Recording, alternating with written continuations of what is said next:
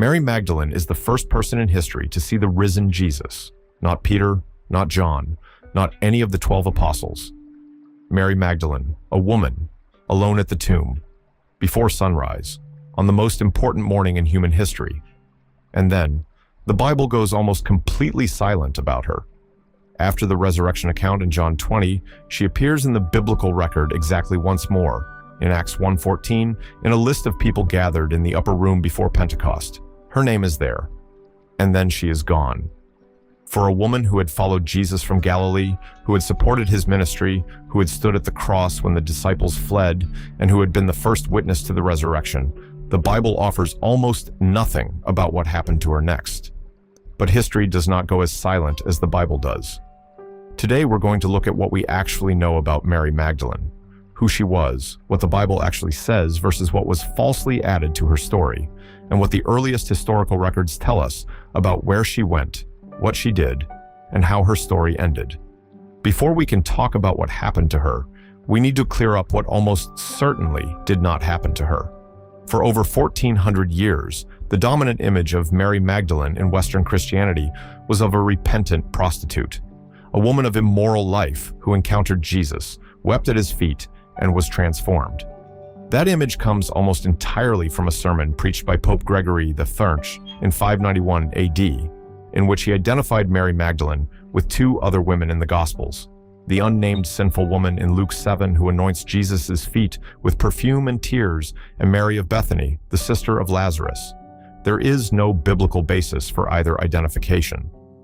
The Gospel of Luke introduces Mary Magdalene in chapter 8 with a single line: "She was a woman from whom Jesus had cast out 7 demons." That is all we are told about her past. No mention of sexual sin, no mention of prostitution. 7 demons. A description of spiritual affliction and bondage, not moral failure. The Catholic Church formally acknowledged in 1969 that the identification of Mary Magdalene with the sinful woman of Luke 7 was an error. The Eastern Orthodox Church had never made the identification in the first place. So who was she? She was Mary of Magdala, a town on the western shore of the Sea of Galilee, known for its fish processing industry and its relative prosperity. She was a woman of what appears to have been independent means. Luke 8-3 says she and several other women provided for Jesus and the disciples out of their own resources. She traveled with Jesus throughout his ministry.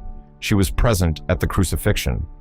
She came to the tomb early on the first day of the week with spices to anoint his body. And in John 20, when she encounters the risen Jesus and recognizes him, he says to her, "Go to my brothers and tell them, I am ascending to my Father and your Father, to my God and your God." John 20:17. She is given a commission, the first commission of the resurrection: go and tell. She is, in the words used by the early church, the apostle to the apostles. After John 20, Mary Magdalene appears one final time in the biblical record, Acts 1:14. They all joined together constantly in prayer, along with the women and Mary, the mother of Jesus, and with his brothers. Mary Magdalene is not named here explicitly. The text says, the women. But she was almost certainly among this group. This is the gathered community in Jerusalem between the ascension of Jesus and the coming of the Spirit at Pentecost. And then, silence. She is not mentioned in any of Paul's letters. She does not appear in the book of Acts as a named figure. She is not mentioned in the letters of Peter or James. This is striking. Peter is mentioned dozens of times after the resurrection. Paul dominates half the New Testament. Even relatively minor figures like Priscilla, Lydia, and Phoebe appear in the letters. Mary Magdalene, the first resurrection witness, is not there. Why? Several explanations have been offered. Some scholars suggest she left Jerusalem early, before the events Acts describes in detail. Others suggest her presence was simply assumed and not worth noting, the way the presence of a central figure sometimes goes unremarked. And others have pointed to the role of women in the early church, present and essential, but often unnamed in the official record. What we know is this: she was in Jerusalem after the resurrection. She was gathered with the community that became the church. And after that, history takes over where the Bible stops. The oldest and most geographically grounded tradition about Mary Magdalene comes from the Eastern Church, and it places her in Ephesus. According to this tradition, which is consistent across multiple early Eastern sources, Mary Magdalene accompanied the Apostle John and Mary, the mother of Jesus, to the city of Ephesus on the Aegean coast of modern Turkey. This fits with the Gospel of John's account of the crucifixion, where Jesus entrusts his mother to John's care, and it would make sense for the women who traveled with Jesus to remain within that circle. She is said to have lived in Ephesus until her death, and her relics, physical remains considered sacred, were venerated there from at least the 4th century. The Byzantine Emperor Leo VI reportedly had her remains transferred to Constantinople in 886 AD, where they were placed in a monastery dedicated to her. The Eastern Orthodox Church celebrates her on July 22nd with the title Equal to the Apostles, a designation given to figures whose witness and mission were considered equivalent to that of the original 12. She shares this title with figures like Thecla, Nina of Georgia, and Mary Magdalene's own contemporary, the Apostle Paul. This is not a minor tradition. It is the consensus of the Eastern Church from the earliest centuries that Mary Magdalene's life after the resurrection was spent in active witness, that she traveled with the apostolic community, and that she died in Ephesus.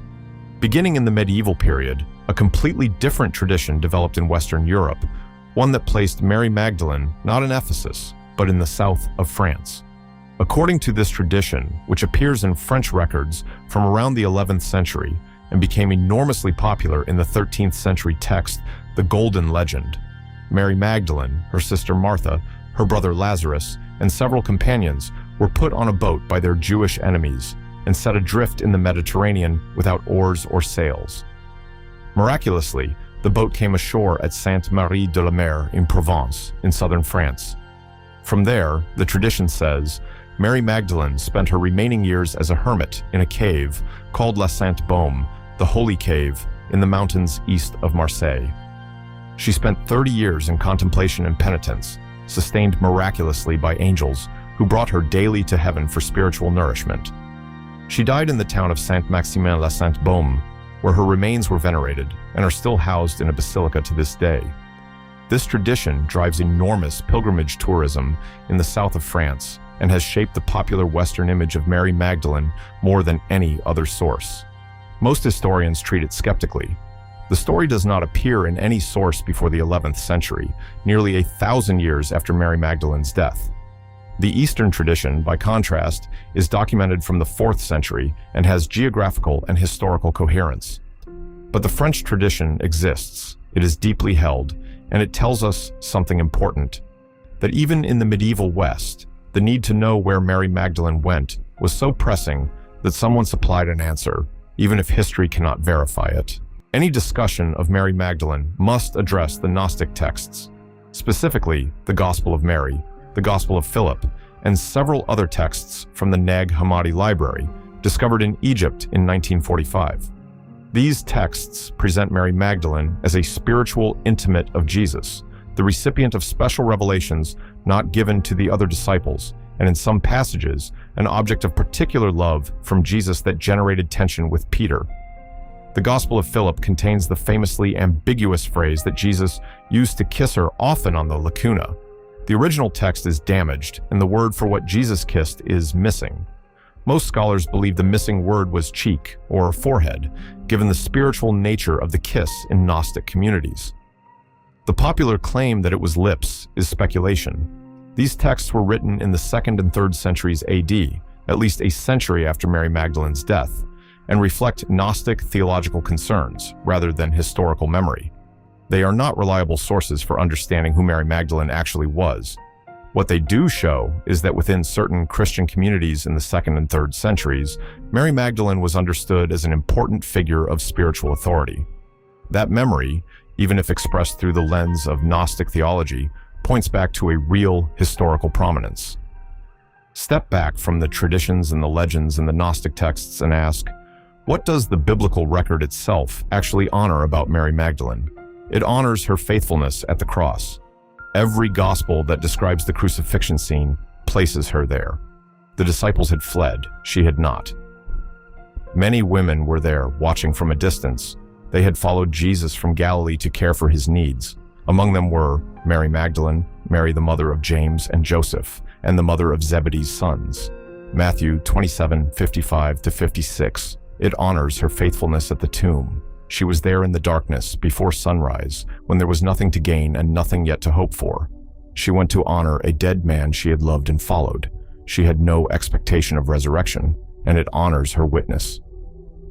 In a first-century Jewish legal context, the testimony of women was not accepted in courts.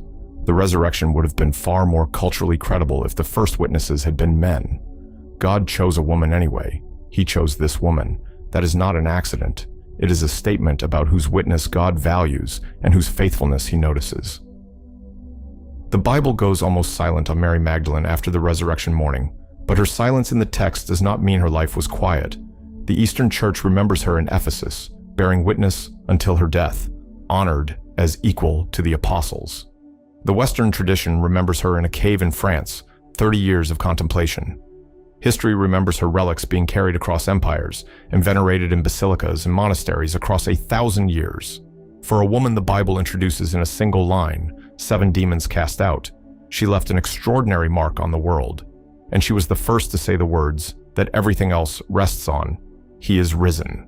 If this kind of close, honest reading of the figures the Bible introduces and then goes quiet about is the content you're looking for, subscribe to Bible Radar. God bless.